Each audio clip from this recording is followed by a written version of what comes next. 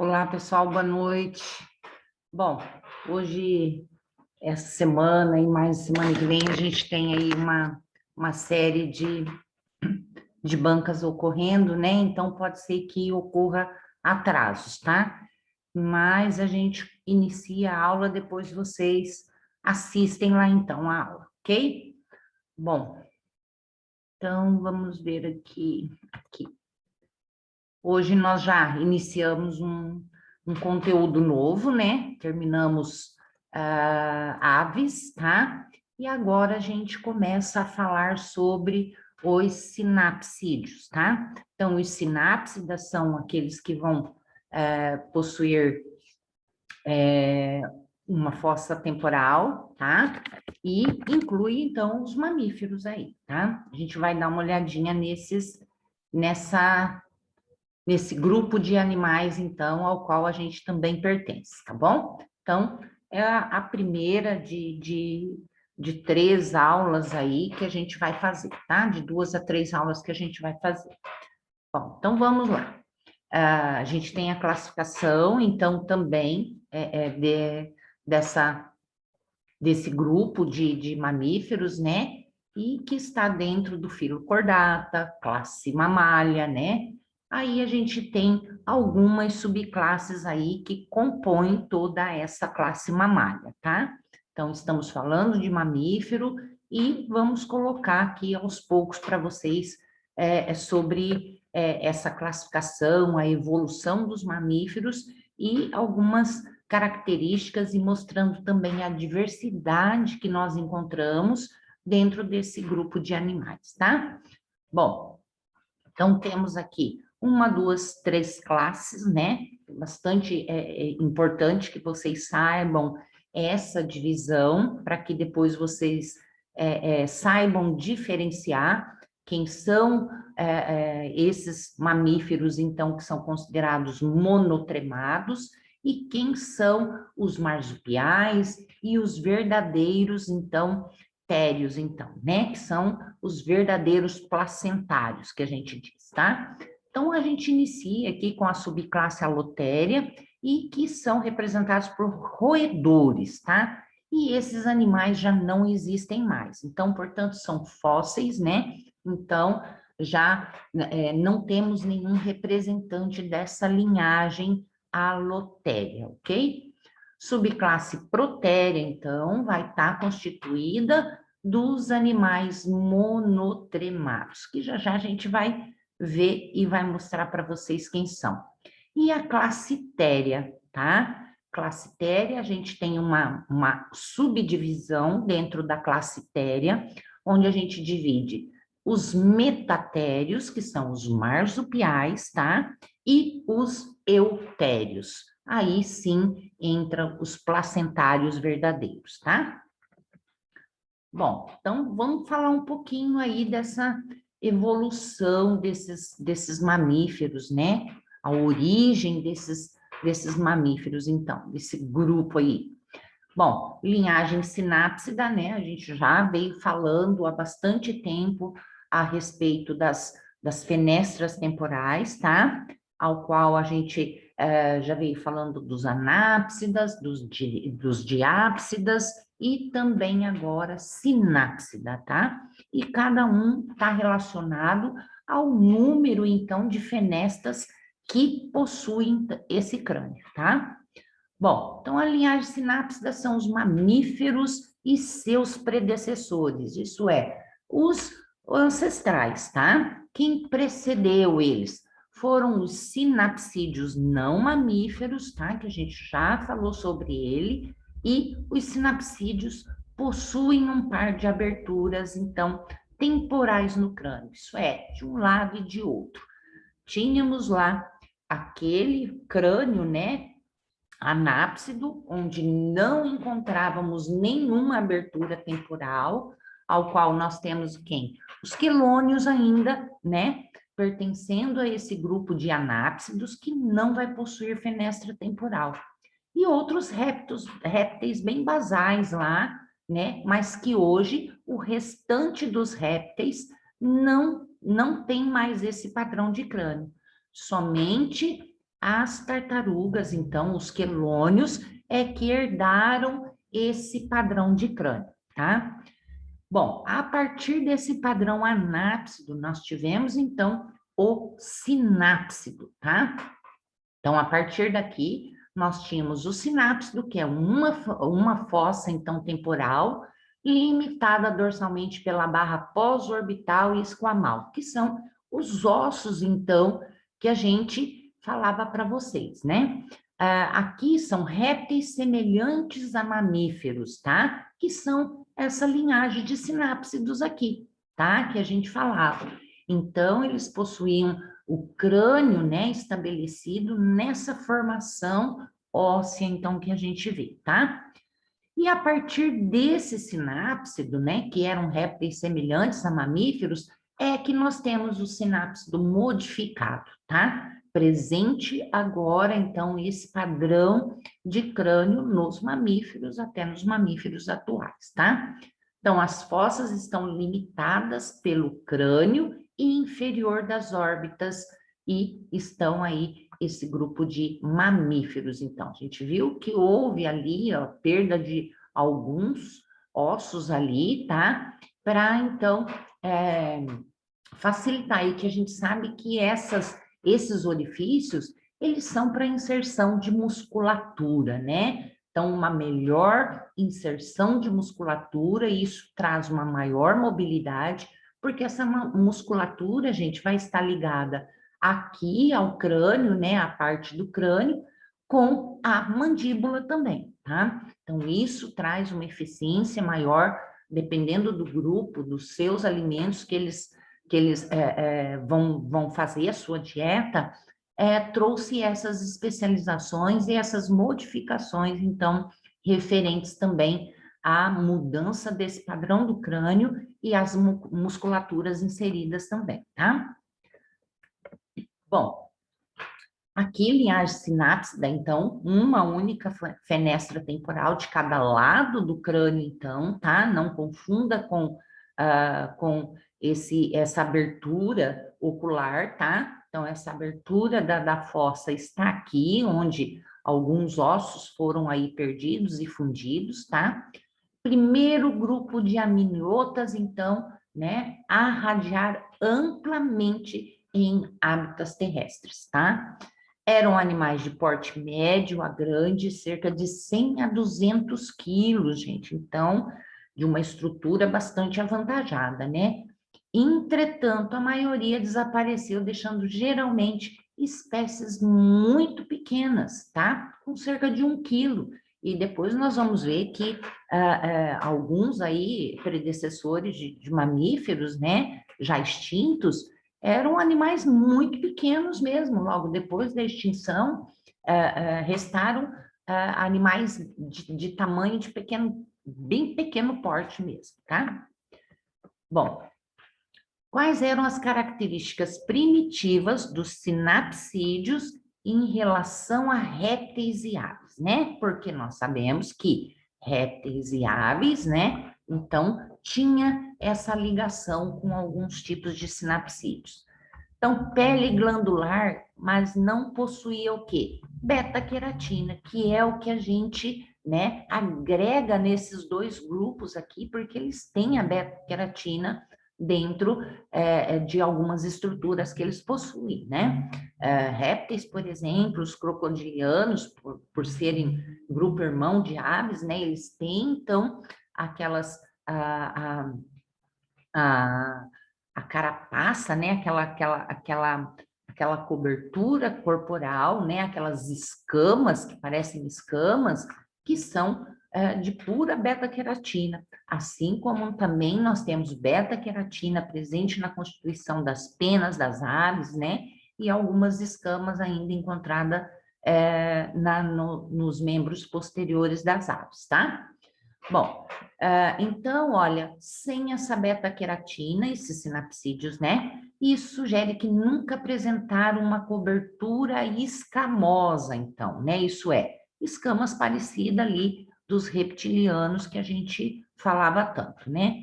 Então, e outra coisa que eles tinham, né? Era a incapacidade de excretar ácido úrico. Então, sugere que esses animais, olha, eram ovovíparos, então, tá?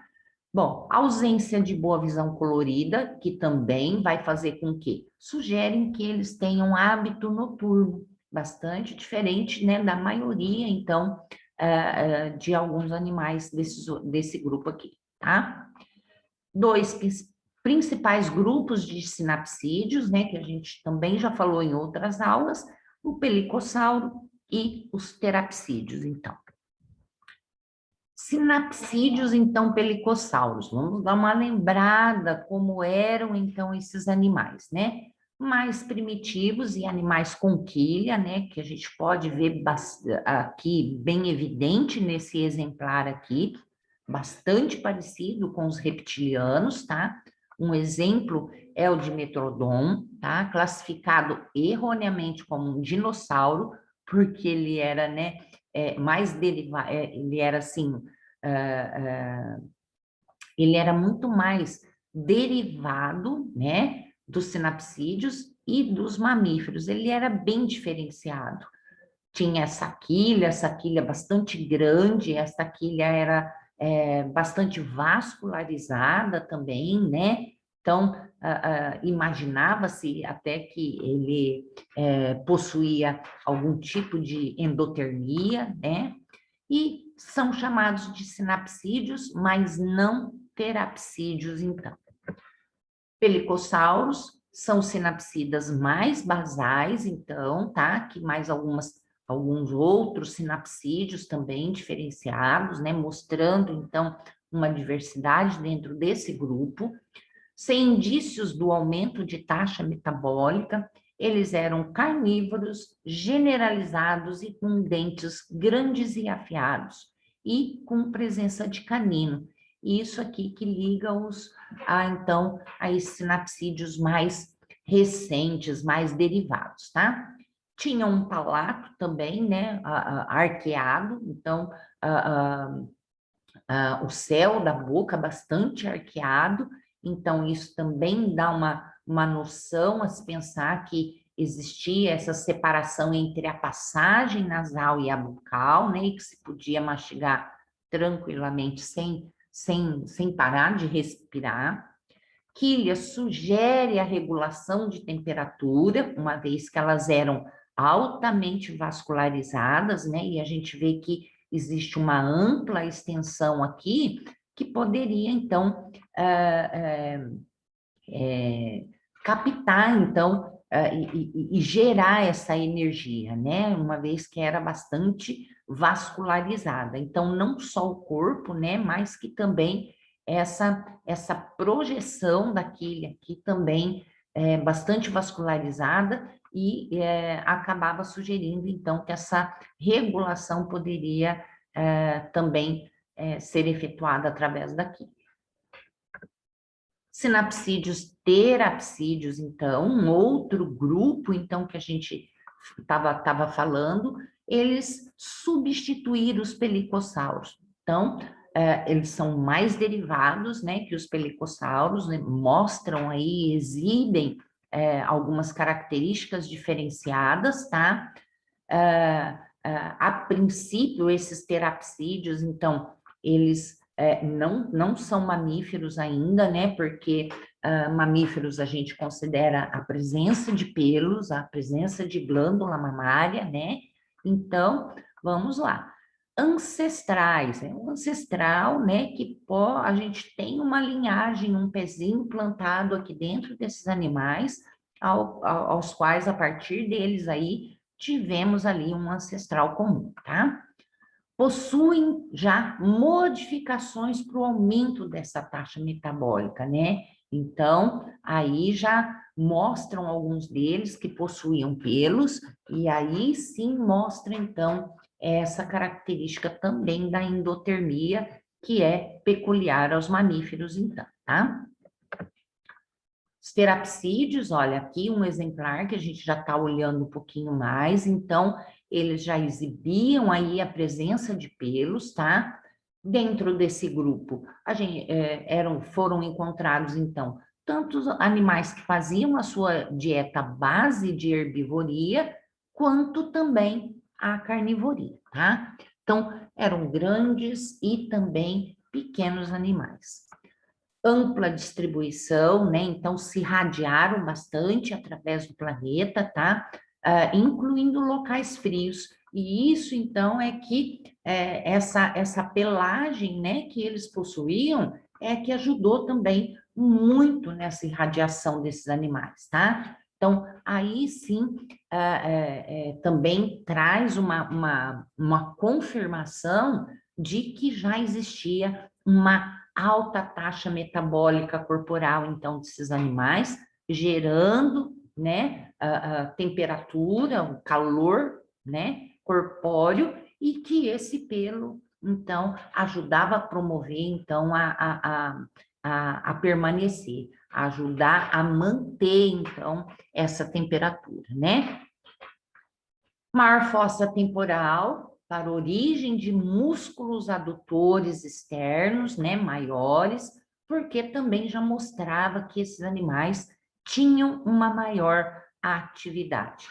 Para vocês verem que, olha, através se tem um fóssil preservado, gente, onde se tem o crânio, né, a mandíbula, isso dá indícios, né, certeiros para que se construa esse animal, né? E se saiba o modo de vida que ele teve, tá? Então, aí, olha, esses fósseis, então, encontrados, mostram, então, como era a projeção desse crânio e uma musculatura, né? Especializada aí e adicionada a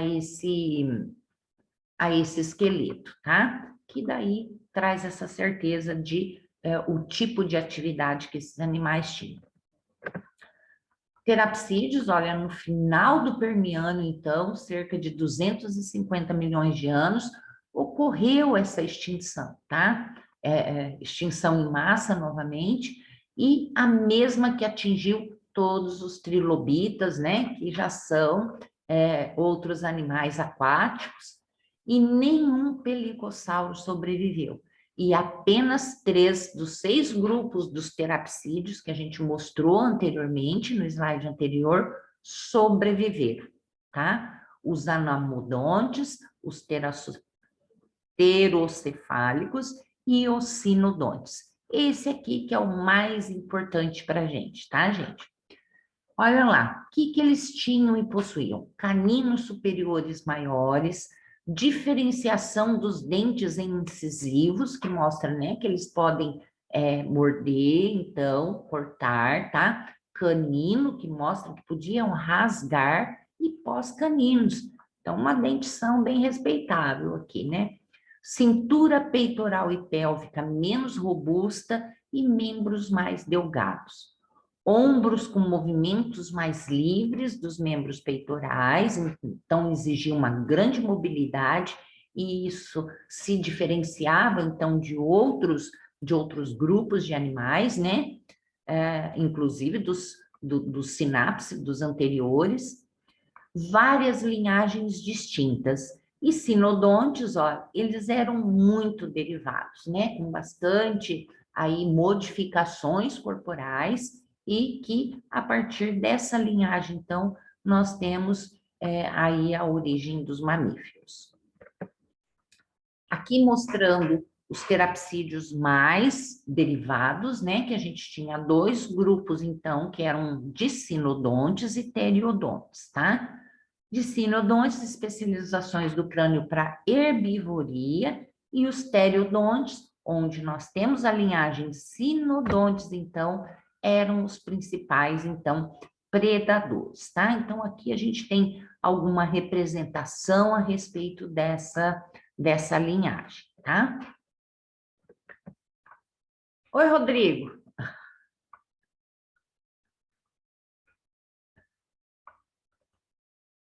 Só um pouquinho, pessoal.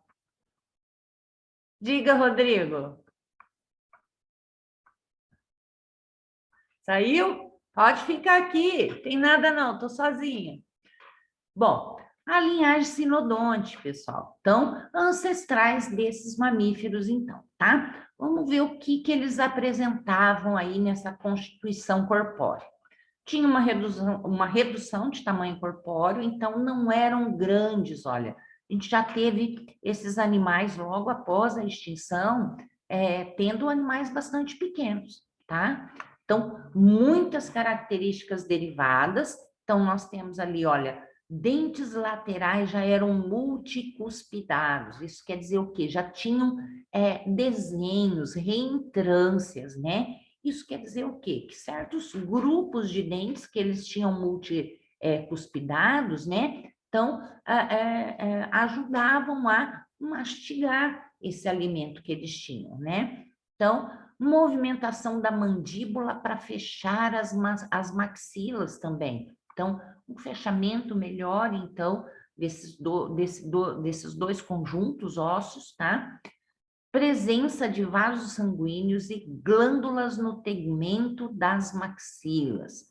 Então, normalmente aí, olha, então, a gente já pensa logo, né, no momento de alimentação, de salivação, né, de uma primeira digestão ali bucal, tá?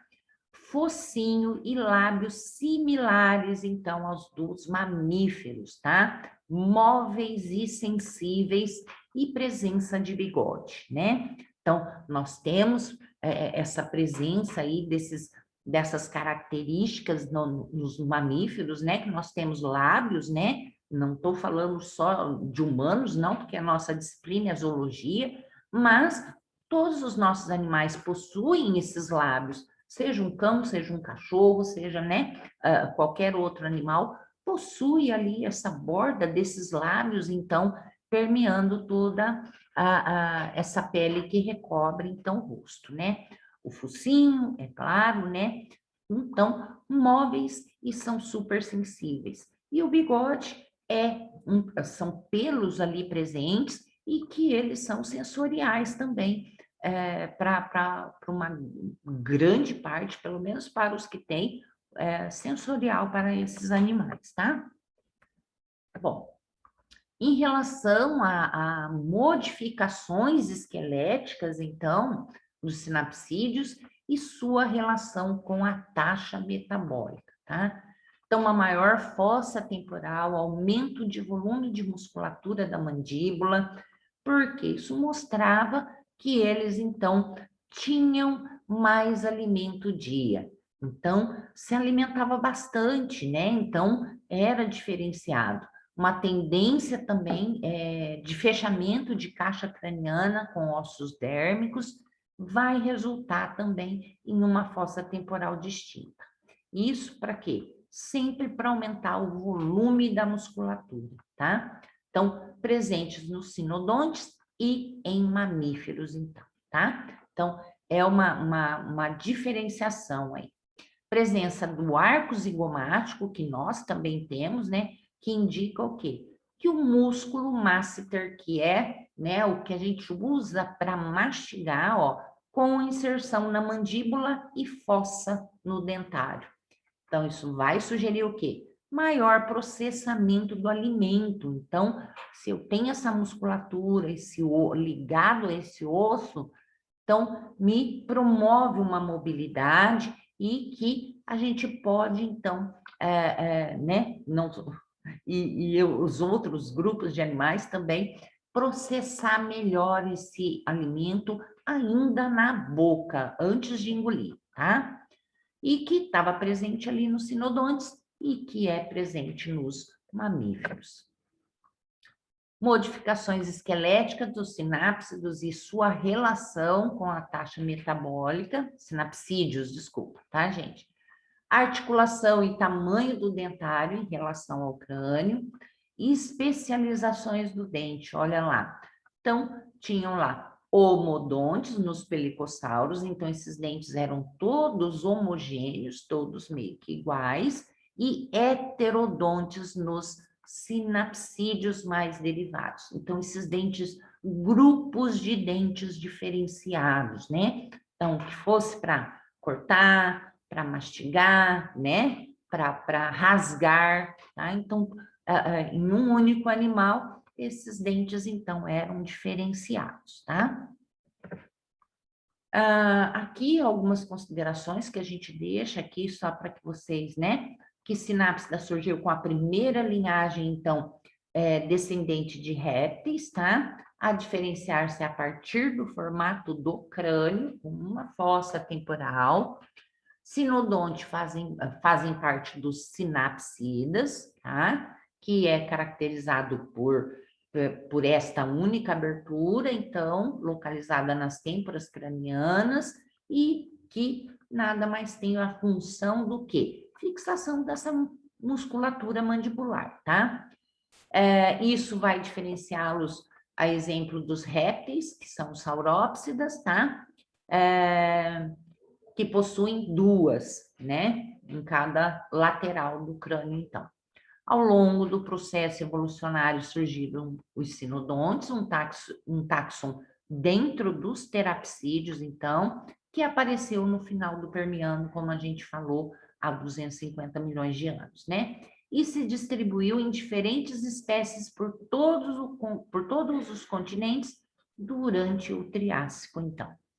É evidente que os sinodontes foram, pelo menos parcialmente, se não completamente, animais já que mostravam a endotermia, tá? Então, já possuíam, então, o próprio metabolismo gerando energia, né? Gerando esse calor, então. Coberto por pelos e que mantinha-os isolados, favorecendo a manutenção dessa temperatura corporal. Modificação esquelética dos sinapsídeos, né, e a sua relação com a taxa metabólica, tá? Então, desenvolvimento do palato secundário, presente em não sinodontes e principalmente presentes, né, em não sinodontes, quem não era sinodontes, mas principalmente esse palato já estava presente nos sinodontes, tá? Forame parietal para alojar o olho pineal foi perdido, então, né, é uma diferenciação e uma modificação também em relação a isso. Desenvolvimento de postura mais ereta, né, todos os sinapsídeos. Diminuição do peso nas cinturas, o peso é melhor, é distribuído nos membros, né, cujas cinturas são mais leves e está presente nos sinapsídeos.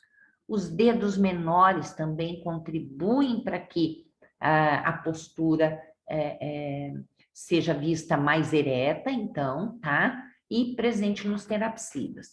Isso porque, gente, se a gente olhar, né, outros animais, né, possuíam, então, essas patas bem mais curtas, menores, mais rente ao chão e mais alargadas. Então, a gente já vê essa diminuição e olha como depois em mamíferos, como houve essa diminuição para essa postura mais ereta, então, desses animais, né? Aqui também, olha, calcânio presente nos sinodontes e também em mamíferos, perda de costelas lombares para a presença do diafragma, né? Então, importante aí essa presença de diafragma dentro do grupo dos mamíferos, tá? É uma característica bem específica do grupo, tá? E que já estava presente nos sinodontes e uma das nossas características de mamífero é a presença do diafragma. Cauda mais curta para postura ereta, se esse animal está ficando ereto, ele não precisa de uma cauda, né, grande, enorme, né, para contrabalancear esse corpo, presente também nos terapsídeos. Essas características sugerem um aumento também de metabolismo nos sinodontes e que podem ter tido pelos sensoriais também, né? Aqui só mostrando os primeiros mamíferos, então, logo após a extinção que nós falamos, né? Após esses terapsídeos, então, esses sinodontes.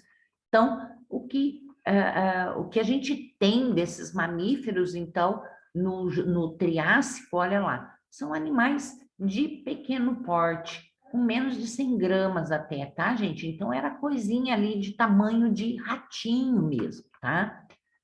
Difiodontes é o tipo de dentes, então, tá? São dois, então quer dizer que tem duas dentições, tá? Então, dente de leite e depois a perda desse e a vinda, então, dos dentes permanentes. Molares são permanentes e com oclusão precisa, isso é, essa oclusão, dentes de baixo e de cima se acoplam perfeitamente para que ocorra mastigação, então, tá?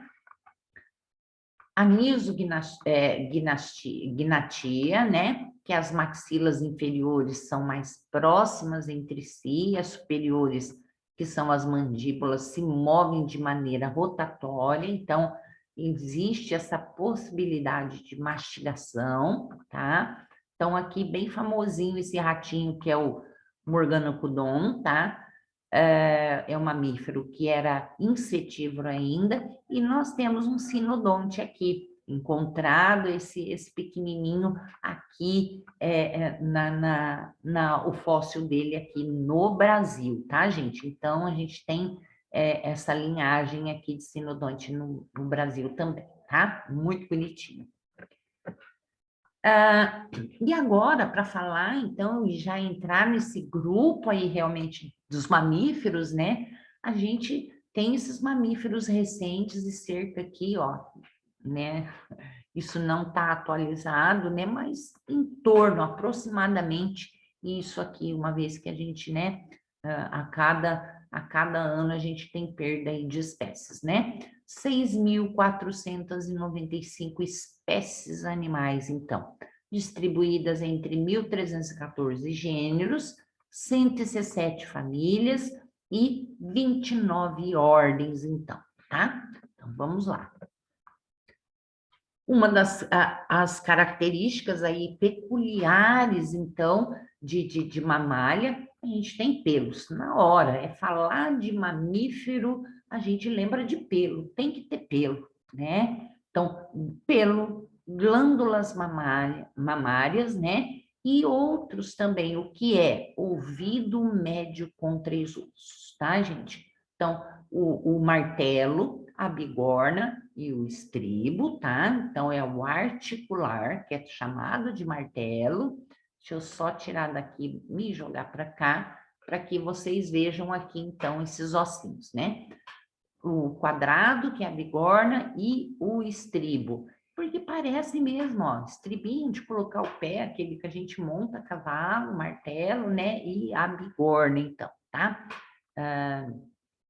Então, olha lá, esses ossos aqui são características de animais, então, mamíferos, tá? Diafragma muscular, gente, olha aqui, isso aqui eu falei para vocês anteriormente ali já, que diafragma é uma característica do grupo mamário, tá?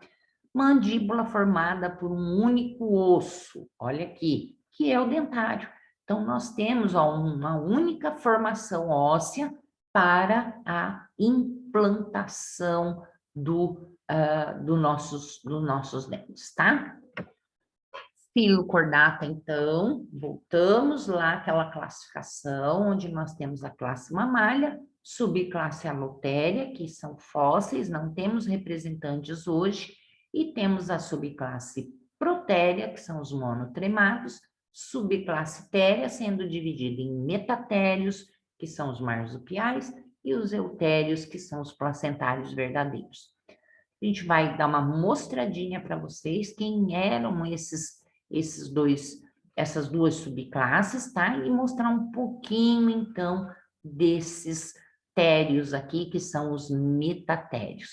E na próxima aula, aí a gente verá, então, os eutérios, tá?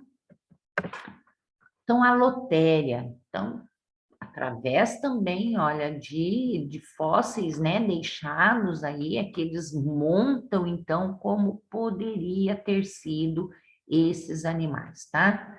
Então, Megazostrodon tem um roedorzinho aqui, né? Ordem Multituberculata, então são roedores, tá? E aqui algumas espécies, então, dos achados aí fósseis que existiram esses animais, né? Mas nenhuma presença atualmente, tá? Quando a gente fala da classe Protéria, tá? Então, a gente está falando de Protéria, né? Então, antes de serem aqueles animais lá realmente animais verdadeiros, né? Que a gente fala. Então, monotremados, né? Então, fêmeas com glândulas mamárias, mas essas glândulas mamárias não exibem mamilos ainda, tá, gente? Então, o filhote, ele vai ter que lamber, como se fosse uma secreção, né, leitosa. Então, esse filhote vai ter que lamber o leite que escorre no pelo da mãe, tá? Outra novidade dentro desses monotrematos, né? Não é uma novidade que vocês sabem, mas que é, assim, uma característica bastante, assim, surreal deles, que eles são ovíparos, mamíferos e que são ovíparos, então, eles botam ovos com gema e casca, tá? Não vão possuir ânus, eles possuem cloaca, tá? Então, por isso que ainda são protérios, né? Então, exibem ali características que são estritamente ali de mamíferos, mas que ainda tem algumas contraposições realmente, né? Que são ovíparos, né? Quando que a gente ia imaginar que um animal mamífero, então, seria ovíparo, né? Então, protérios são os monotremados, ordem monotremata, por isso que a gente fala que são os monotrematas, né? E são representados pelo ornitorrinco. Então, esse animal bonitinho aqui, de bico de pato, pelo, né? Que tem glândulas mamárias, né? Só não possui, então, os biquinhos, né? O mais que alimenta seus filhotes através, então, do leite, então, que acaba, esses bebês têm que lamber aí do corpo da mãe entre os pelos, tá? E são ovíparos. Ainda dentro de monotremados, a gente tem também ainda dentro da mesma ordem, a família Tachyglosside, tá? E esses são animais, então, presentes, apesar de parecer bastante, né? O nosso porquinho espinho, mas não é mesmo, tá? A família Tachyglosside, que quer dizer língua mais grossa, que é o equidna, tá? Então, o equidna diferenciado aqui, duas espécies diferentes, tá? E só vão estar presentes na Austrália e na Nova Guiné. Protéria, olha, fêmea com glândulas mamárias, mas também não possui os mamilos, né? Então, não tem os biquinhos para esses filhotes fazerem a sucção, então eles têm que lamber o leite também, que vai escorrer aí entre os pelos da mãe, tá? Também são ovíparos, botam ovos com gema e casca e também possuem cloaca, uma vez que pertencem à mesma subclasse, então, dos ornitorrincos. Aqui, olha, família Ornitorrinchidae, com bico de ave semelhante a pato, né? E esses pelos aqui maravilhosos são mais primitivos, são ovíparos, tem um focinho, né? E apresenta esse bico aqui de pato, gente, totalmente diferenciado, né? Um animal muito lindo mesmo e único. Aí nós temos subclasse téria, né? Que são mamíferos térios, então. São vivíparos, isso quer dizer que nada de ovos agora, esse desenvolvimento ocorre a fecundação, e esse desenvolvimento embrionário ocorre dentro da mãe, tá? Então, vão possuir mamas com mamilos agora, tá? separação das aberturas urinária com a da digestória, com a da reprodutora. Então, temos aí essas aberturas para determinadas funções nesses animais agora. Vão dar à luz a filhotes, né? Então, possuem orelha externa, diferenças no crânio e no esqueleto em relação aos monotremados, que a gente já vai ver, né? Quando a gente olha um animal desse, olha um monotremado, a gente já vê as diferenças aí muito grandes, onde a gente viu um bico, agora a gente já pode ver, né? Lábios, bocas, né? Bigodes aqui, olha, totalmente diferenciado, tá? E dentro dessa classe téria, a primeira divisão que a gente vê dentro desses térios é a infraclasse aqui, que é a infraclasse, dentro da infraclasse metatéria, a gente vê a ordem marsupiália, porque depois a gente vai ver dentro dessa subclasse a infraclasse téria, tá? Essa é a metatéria. E aqui dentro a gente tem os marsupiais, que são o que a gente conhece aí, né? Quando a gente fala no gambazinho, né? Então, é o que a gente mais se lembra. Falou de marsupial, a gente lembra do gambazinho nosso e a gente lembra também dos cangurus, tá? Koalas também são marsupiais, tá? E alguns outros animaizinhos diferenciados aí, que a gente vai ver um pouquinho dessa diversidade de marsupiais que a gente tem atualmente. Subclasse metatéria, então, estamos falando desses marsupiais ainda, tá, gente? Então, são marsupiais, e isso quer dizer o quê? Marsupiais são esses mamíferos que vão ter uma bolsa, gente. Falamos que eles têm lá, ó, né? As glândulas mamárias e com mamilo, olha aqui dentro, né? Esse pequenininho tá lá dentro da bolsa lá e tem um mamilozinho aqui, ó, que tá até próxima da boca ali, tá? Tá dormindinho ali e se desenvolvendo. São os gambás, os cangurus, né?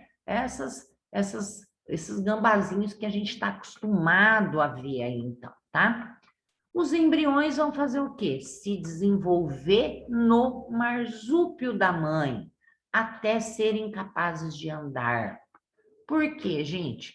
Então, o que que acontece? Esses animais, eles têm a placenta muito pouco desenvolvida. Então, ocorre até dentro do corpo da mãe um pré-desenvolvimento, né? Então, eles ficam lá muito pouco tempo, porque não existe uma placenta que possa, então, conseguir manter esses animais dentro do corpo da mãe. Então, como ela é, então, bastante primitiva, eles têm um nascimento bastante rápido, tá? Então, eles saem muito pequenos, como parecendo umas larvinhas muito pequenininhas, e se encaminham, então, para dentro dessa bolsa do marsúpio. É lá que esses animais, então, vão se alimentar do leite e vão se desenvolvendo aos poucos dentro dessa bolsa do marsúpio, tá? Machos não vão possuir dentro desses marsupiais, eles não vão possuir glândulas mamárias, né? O que a gente vê em outros grupos de mamíferos, a gente vê tanto machos quanto fêmeas apresentando, então, os mamilos também, né? Presença de pelos, possuem uma placenta rudimentar que dura apenas poucos dias antes do filhote nascer. A gestação é curta, cerca de 13 a 35 dias. O nome marsupial é derivado do marsúpio, que é a bolsa existente neles, né? Normalmente ali, ó, essa bolsa é uma bolsa de pele, né? Que está ali no abdômen, no ventre da mãe, com a presença das glândulas mamárias ali, onde o filhote vai completar o desenvolvimento. Porque isso aqui, ó, está muito no início ainda do desenvolvimento, olha, ainda tem, né? Ele está quase que completo, mas ele precisa desenvolver, então, tá? são representados por cangurus e gambás.